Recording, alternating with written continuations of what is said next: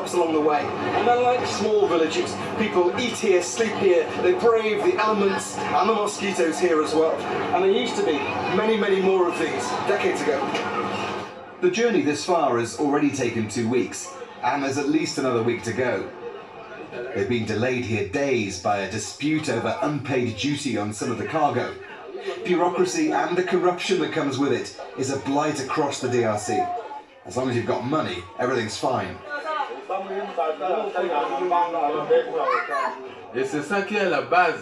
This man's a big fan of travelling by barge. Just like a big family, he says. But as a retired soldier, he's in no rush. Karine Linguli just wants the journey to end. Her husband recently died. She's disabled and has run out of money to buy food for her kids on the boat. She's heading for a new start, with a Bible by her side.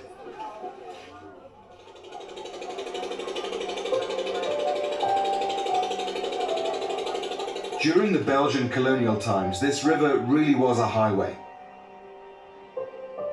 Among the traffic were luxury steamboats. The remains now lie rusting along the banks. The workshop's quiet.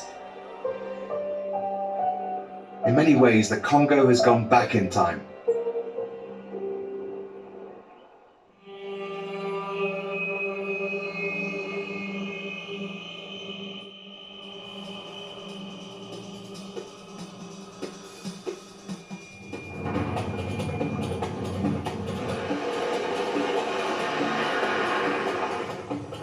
It takes just 4 or 5 hours driving through the forest to meet people living a very traditional way of life.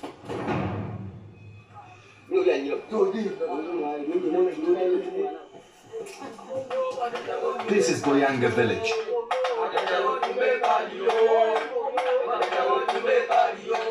This pygmy ritual is to wish them good fortune, hunting in the forest. And we are going with them.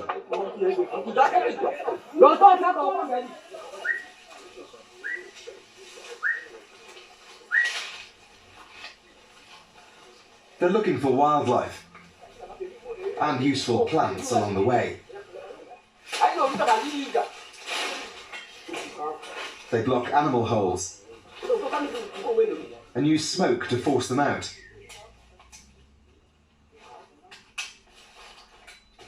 It's the way they've always hunted. But a century ago, King Leopold discovered there was something in the forest worth a huge amount of money. Rubber.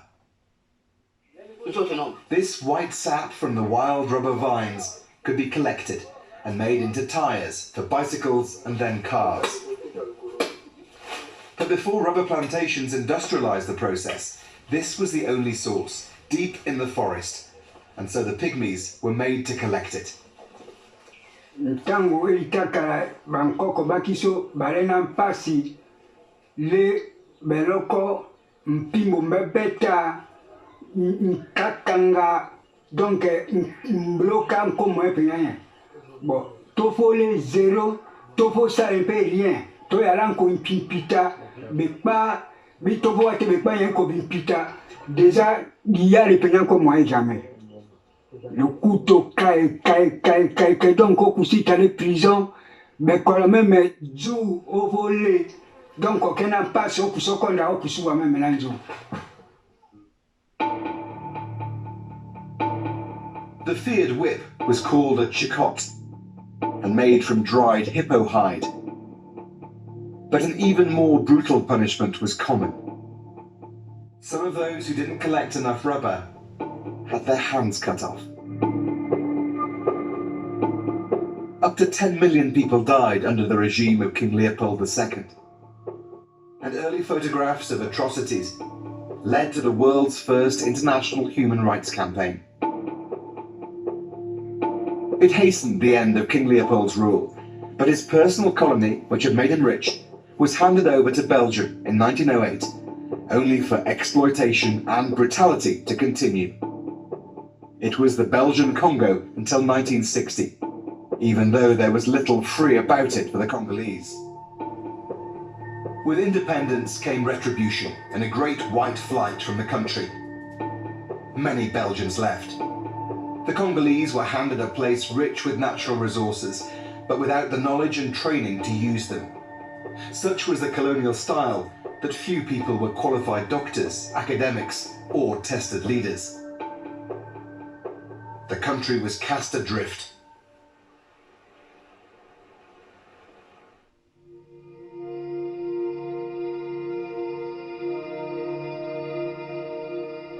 The rainforest is perhaps the Congo's most precious asset. The largest outside the Amazon and a valuable sink for the carbon dioxide that's warming our planet. But demand for charcoal means it's going up in smoke. A solution to that is being explored in a nature reserve on a remote bank of the Congo River. Yangambi was the world's largest tropical forest research station.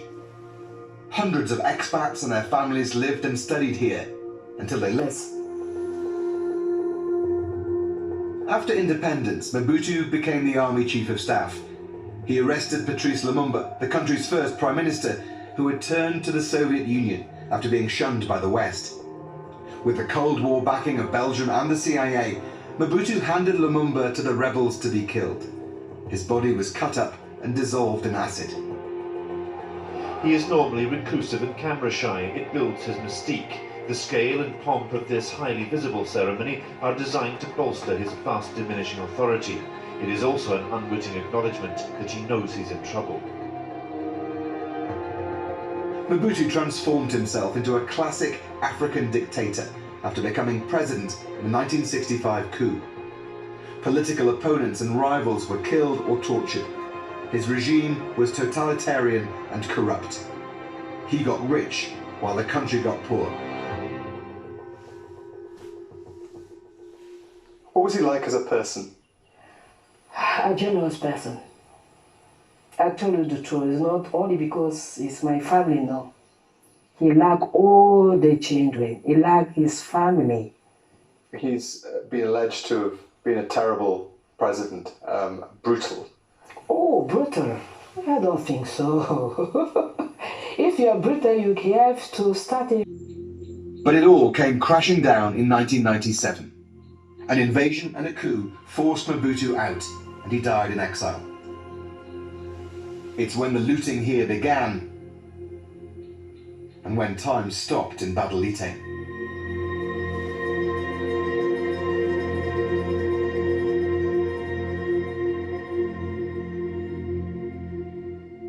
This international airport was built in the middle of a jungle. It was a vanity project. That was a plush VIP reception area. This, a huge terminal. Concorde landed here, bringing in luxury goods like pink champagne for then President Mobutu. Today, it's just a show. The money just dried up. This distant town on the edge of the country owed its privileged position to one man, and he'd gone.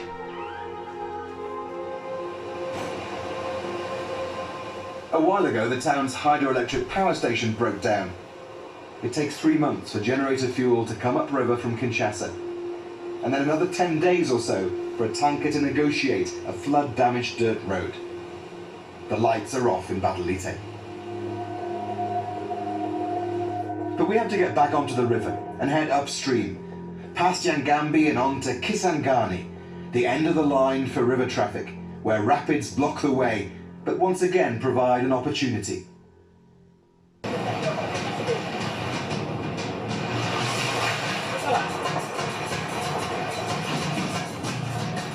Leaches out different metals. It burns your nose and throat.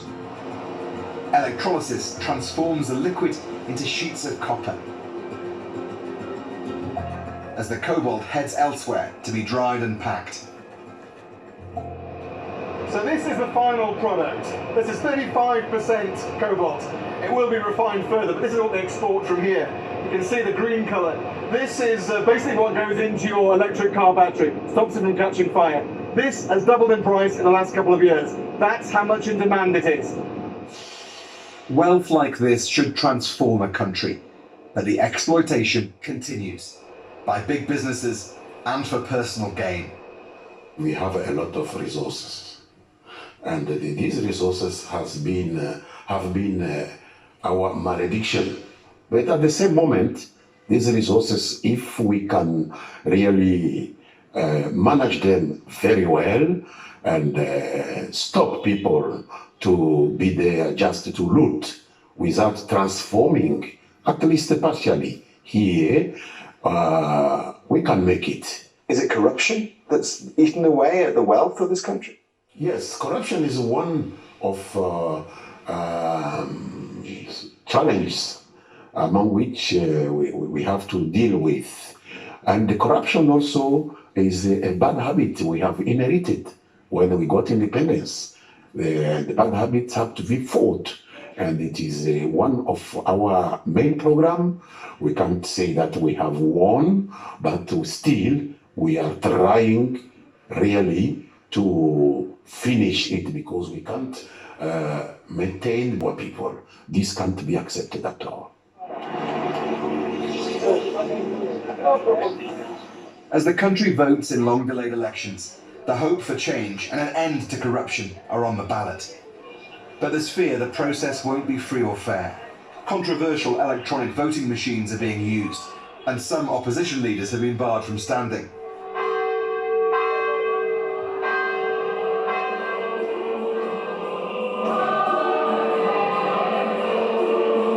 For a long time now, a strong voice of opposition has come from the pews of the Catholic Church, as peaceful protests have been met with violence. Many critics have been forced underground, which is why we had to secretly meet a couple of young activists from a group called Rchesse, or Struggle for Change. Le 3 septembre, j'avais été torturé. Ghislain Mahiwa was jailed for 6 months for leading illegal protests. He says he was recently beaten so badly, he spent 3 days in hospital. Nous sommes aujourd'hui en train de nous battre d'abord pour qu'il y ait une alternance démocratique au Congo et qui doit passer par des bonnes élections, des élections où il n'y a pas d'exclusion, des élections où il y a la sécurité, mais des élections avec un fichier fiable, parce que le fichier que nous avons aujourd'hui, ce n'est pas un fichier fiable. Il y a 16% des électeurs fictifs. They arrived separately, they were nervous, and we had to do the interview quickly. It's dangerous here to speak as openly as this. Et nous exigeons la paix en RDC, partout dans nos villes, dans nos communes, dans nos périphéries, dans nos villages, parce que ce que nous voyons aujourd'hui, à cause de la guerre, il y a des femmes qui sont violées chaque jour. Nous enregistrons de femmes qui sont violées. Il y a les enfants qui sont enrôlés dans des groupes armés.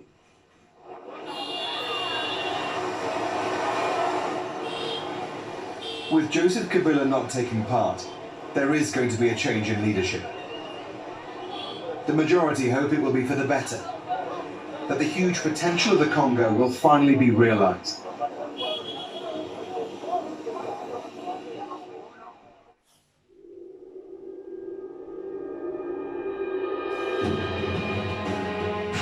This journey up the Congo River has shown us just how beautiful and how huge a country this is.